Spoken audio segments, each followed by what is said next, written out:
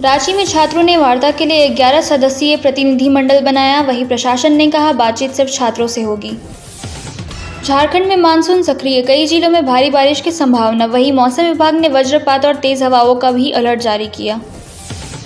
रामगढ़ की चुटुपालू घाटी के पहाड़ को काट कर नया 4 लेन सड़क बनाया जाएगा, जिससे घाटी में होने वाले हादसे कम हो सके। विधानसभा मार्च से पहले रांची में 6 आईपीएस समेत 1000 जवान तैनात। जहां आईसा संगठन आज और छात्र 10 अगस्त को विधानसभा घेराव करेंगे। हेमंत सरकार ने जेएसएलपीएस की नई एचआर पॉलिसी को मंजूरी दी, जहां 1300 नए पद बनेंगे, जिसमें बीमा और भत्तों का बड़ा इजाफा होगा।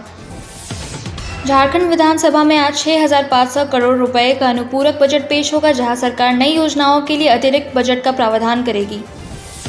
झारखंड में लाखों मतदाताओं के रिकॉर्ड का सत्यापन किया जाएगा, जहां दस्तावेजों की जांच के बाद जरूरत पड़ने पर सुनवाई होगी। विश्व आदिवासी दिवस पर रांची में जेल चौक से भव्य जतरा निकलेगा, जिसमें देश भर के 5000 कलाकार पारंपरिक वेशभूषा में शामिल होंगे। धनबाद में विकास योजनाओं को लेकर अधिकारियों की बैठक हुई। इस बैठक में लंबित परियोजनाएं जल्द पूरी करने के निर्देश दिए गए। देवघर में पहली बार एआई तकनीक से कांवरियों की गिनती की जा रही है, जहां 150 स्मार्ट कैमरे हर श्रद्धालु का डिजिटल रिकॉर्ड कर रहा है। अब पूर्वी सिंहभूम की पंचायतों में ड्राइविंग लाइसेंस बनाए जाएंगे, जिससे ग्रामीणों को अब लाइसेंस के लिए दूर नहीं जाना होगा। पूर्वी सिंहभूम में 8 और 9 अगस्त को सभी बूथों पर विशेष शिविर लगेंगे, जिसमें मतदाता सूची में नाम जोड़ने, सुधार और स्थानांतरण की सुविधा मिलेगी। मुख्यमंत्री हेमंत सोरेन ने 58 आधुनिक फायर वाहनों को हरी झंडी दिखाई। ये वाहन तंग गलियों और दुर्गम इलाकों में भी आग बुझा सकेंगे। खाद्य सुरक्षा विभाग ने रांची में मिलावटी डेयरी कारोबार पर छापा मारा, जिसमें करीब 1000 किलो पनीर, मावा और अन्य उत्पाद जब्त किए गए।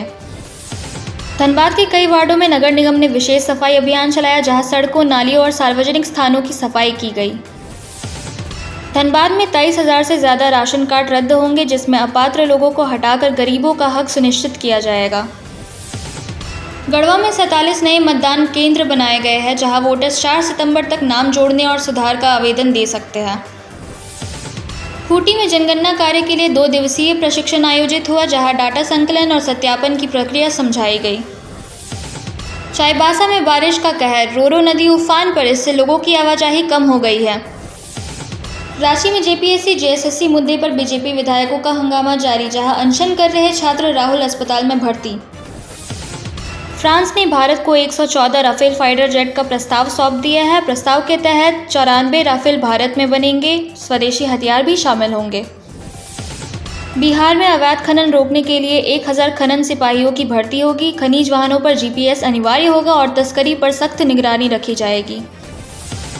तेजस्वी यादव के निर्देश पर आरजेडी ने जिला से पंचायत तक सभी कमेटियां भंग कर दी। चुनावी समीक्षा के बाद अब पूरे बिहार में संगठन का नए सिरे से गठन होगा। जेडीयू ने कहा बिहार का हित सुरक्षित किए बिना फरक्का जल संधि का नवीनीकरण नहीं होना चाहिए। संजय झा ने कहा पहले बिहार की पानी की जरूरत का सही आकलन किया जाए। रोहतास में 36 घंटे बाद नहर से चंदेश्वर चौधरी का शव बरामद हुआ। मुख्य आरोपी अजीत तिवारी गाजीपुर से गिरफ्तार, पुलिस मामले की जांच में जुटी। सहरसा के डीपीओ अजीत अमर के 4 ठिकानों पर ईओयू ने छापेमारी की। अजीत अमर पर आय से 72% ज्यादा संपत्ति रखने का आरोप है। पटना एयरपोर्ट से अब रोज 78 उड़ानों का संचालन होगा। 10 अगस्त से पहली बार पटना और भोपाल के बीच सीधी फ्लाइट शुरू होगी। पटना से शिक्षा विभाग ने लंबित वेतन और डीए भुगतान में तेजी लाने का निर्देश दिया। टीआरई 1, टीआरई 2 और टीआरई 3 शिक्षकों के मामलों में अधिकारियों को 1 हफ्ते का समय दिया गया। दिल्ली से बिहार के 6 शहरों के लिए एसी लग्जरी बस सेवा शुरू करने की तैयारी है। छठ से पहले 50 से ज़्यादा बसें चलेगी। किराया भी प्राइवेट बसों से कम होगा। पटना समेत बिहार के 19 जिलों में आज बारिश और वज्रपात का अलर्ट जारी हुआ है। 6 जिलों के लिए ऑरेंज अलर्ट जारी, लोगों से सतर्क रहने की अपील की गई है। रायपुर में सीजीपीएससी पेपर लीक केस के आरोपी पूर्व आईएएस अधिकारी को हाईकोर्ट से जमानत नहीं मिलेगी। कोर्ट ने कहा पेपर लीक लाखों युवाओं के भविष्य से जुड़ा बेहद गंभीर अपराध है।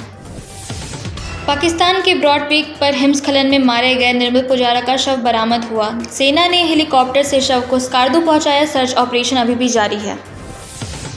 शेख हसीना ने दिसंबर में बांग्लादेश लौटने का ऐलान किया है। इस ऐलान के बाद भारत बांग्लादेश के रिश्तों पर नई कूटनीतिक चुनौती खड़ी हो गई है। कोलंबो में अभ्यास के दौरान चोटिल होने से Shubman Gill warm up match नहीं खेल सके। गिल की गैर मौजूदगी में केएल राहुल टीम इंडिया की कप्तानी संभाल रहे हैं। भारतीय ग्रैंड मास्टर आर प्रज्ञानंद ने Saint Louis rapid and blitz 2026 का खिताब जीत लिया। प्रज्ञानंद को 41 लाख रुपए से ज़्यादा की पुरस्कार राशि और 13 जीसीटी अंक मिले। नई दिल्ली में संसद के गलियारों में नेताओं के बीच हल्के फुल्के पल चर्चा का विषय बने। क्यूआर कोड वाले तंज और नेताओं की मुस्कुराहट भरी मुलाकात ने सबका ध्यान खींचा। ट्रंप ने दावा किया कि ईरान ज़्यादा समय तक मौजूदा दबाव नहीं झेल पाएगा। वहीं तेहरान ने सैन्य कार्रवाई की स्थिति में कड़ा जवाब देने की चेतावनी दी। नई दिल्ली में केंद्र सरकार ने कहा SC/ST आरक्षण में क्रीमी लेयर लागू नहीं होना चाहिए। सरकार ने सुप्रीम कोर्ट में कहा SC/ST आरक्षण सामाजिक और ऐतिहासिक आधार पर दिया जाता है। नई दिल्ली में संसद के मकर द्वार पर विपक्ष ने जोरदार प्रदर्शन किया। विपक्ष ने अमित शाह जवाब दो के नारे लगाए और दोनों मुद्दों पर जवाब मांगा। पटना में बांकीपुर उपचुनाव के बाद बिहार की जातीय राजनीति पर नई बहस शुरू हो गई है, जहां यादव और कुर्मी वोटों के नए समीकरण को लेकर राजनीतिक चर्चाएं तेज हो गई है।